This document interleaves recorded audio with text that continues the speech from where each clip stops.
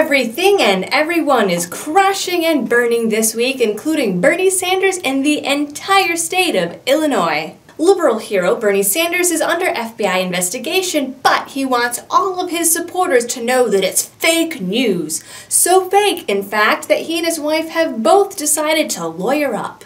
According to Sanders, in a recent interview with WCAX out of Burlington, this whole FBI kit and caboodle is just a nefarious plot cooked up by Trump's Vermont campaign manager. Except this nonsense is serious enough that the FBI has been investigating it for over a year. And again, there is the whole Bernie and Jane Sanders hiring lawyers thing. VT Digger, an online news outlet based in Vermont, first broke the news about the investigation back in September of 2015. That's how far back this thing goes. Basic nutshell version, Jane Sanders was the president of now-defunct Burlington College from 2004 to 2011. She came on board when the school was already in financial trouble, but had these big plans to purchase 33 acres on Lake Champlain for an expansion of the campus. Sanders applied for a loan from People's Bank with an application claiming that she already had, in hand, $2.6 million of donations for the project and another $2 million on the way. In reality, the school had $676,000. This lie secured the school a $6 million loan that it obviously defaulted on, and the school went poof.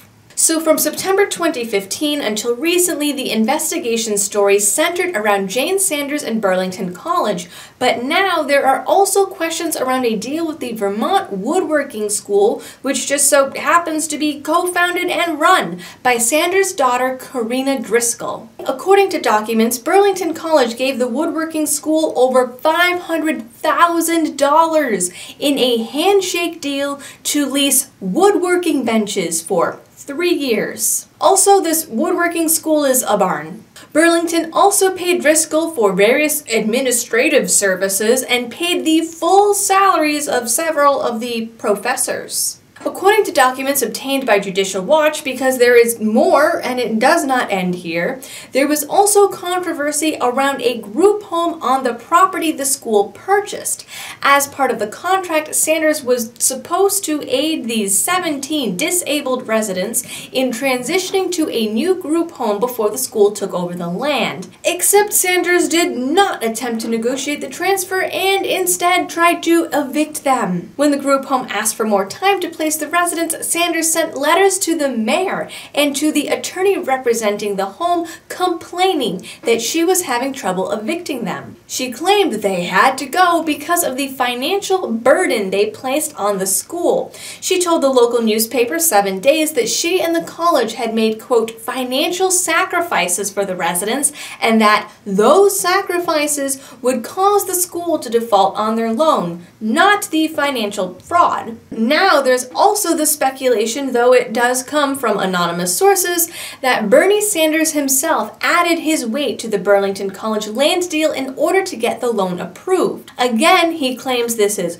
nonsense, but still the kind of nonsense that you hire lawyers over. A spokesman for the family says that lawyering up is only a preventative measure, but according to Politico, prosecutors are, in fact, looking into charges that Bernie used his political influence to lobby for the loan. Bernie recently appeared on MSNBC and claimed that the whole thing is only meant to be a distraction from the real issues, and then proceeded to list what he believes the real issues really are, which in and of itself seems like he's trying to distract people from the real issue that his wife committed millions of dollars of bank fraud, and then try to kick out disabled people that she was contractually obligated to help find homes, and then that he might have used his big bad senator pants to move the whole thing along.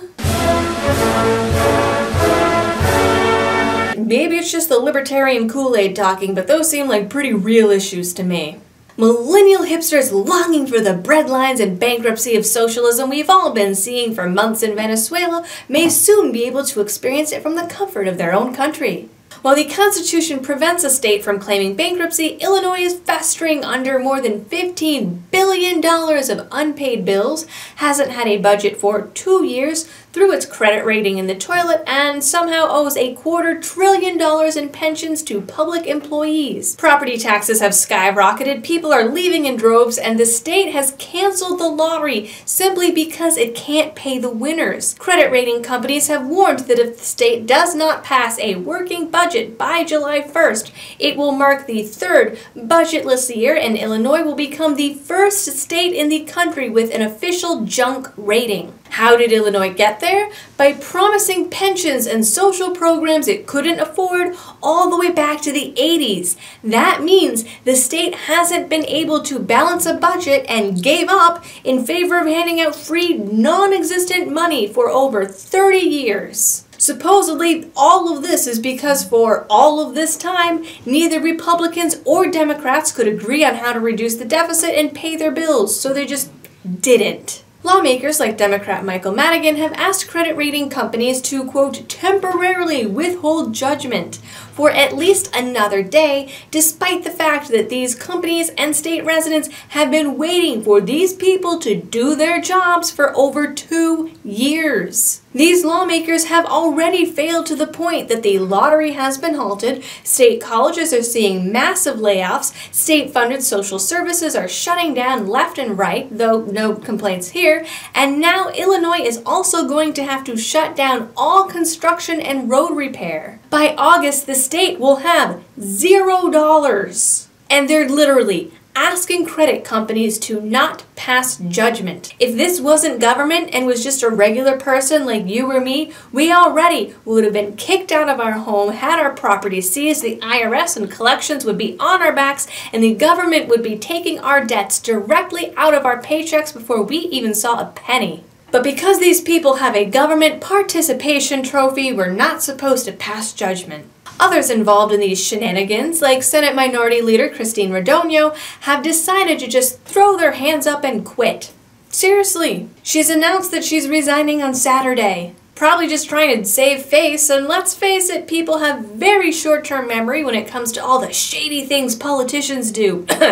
Hillary Clinton. Now, what's an interesting little observation in this is that, generally speaking, private companies and businesses and schools are doing just fine. According to multiple sources, the people who generally don't use social services or public funding, for the most part, had no idea this was going on, which I think, one, is evidence for the importance of privatization and how it actually works, and two, is further proof that governments just don't do transparency. Sorry, Illinois, but I am judging the hell out of you. As of the time of this filming on Friday night, the Illinois State Legislature has missed the deadline. Meanwhile, Democrats are fighting any possible solutions by still demanding more funding for schools, pensions, managed healthcare, and workers' comp. Priorities. The Trump Golden Shower dossier is also back in the news. It's been revealed that the dossier was commissioned by a, quote, research and strategic intelligence firm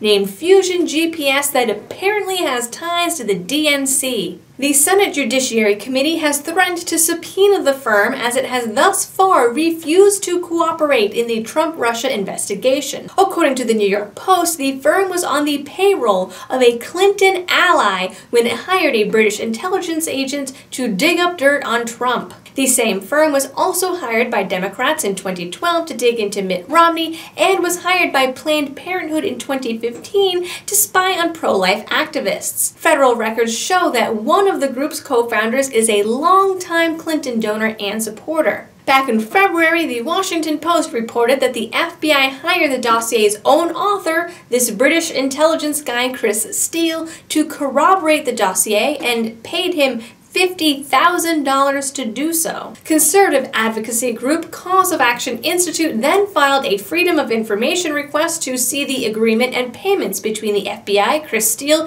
and Fusion GPS, which was flat out denied. Last week, the FBI released a letter stating, quote, the FBI can neither confirm nor deny the existence of records responsive to your request. It goes on, a confirmation by the FBI that it has or does not have responsive records would be tantamount to acknowledging the existence or non-existence of an investigation, and that doing so would, in and of itself, harm national security interests and reveal intelligence sources and methods. Now, for the record, at least in the mental health legal world, being unable to confirm or deny something usually means the answer is yes. Senate investigators are now demanding to see any and all communications between Fusion GPS, the FBI, the Justice Department, Loretta Lynch, and now even Deputy FBI Director Andrew McCabe, who it turns out also had connections to the Clinton campaign and is now facing 3 separate federal inquiries. Certainly, if the FBI was involved with and hired people with known political ties in what was supposed to be an impartial investigation, that raises some questions. Also, people should find it concerning that an entire political party can just spend hundreds of thousands of dollars on basically hiring a PI to follow around their opponents and make up really weird shit. Again, where is the transparency and actual accountability and responsibility in this stupid political game that people play? But that is a whole nother rabbit hole to go down that is not part of this video. So that's where I'm going to end it. So that concludes your Liberty-related news for the week. Please don't forget to like, share, and subscribe. And if you like my work and want more, you can also find me over on Twitter and VidMe, and can help support my channel over on Patreon. You'll also be able to find me next Friday on a live stream hosted by Guns and Gadgets at 7 p.m. Eastern. They're another great Massachusetts-based channel, and you can find them down in the description as well.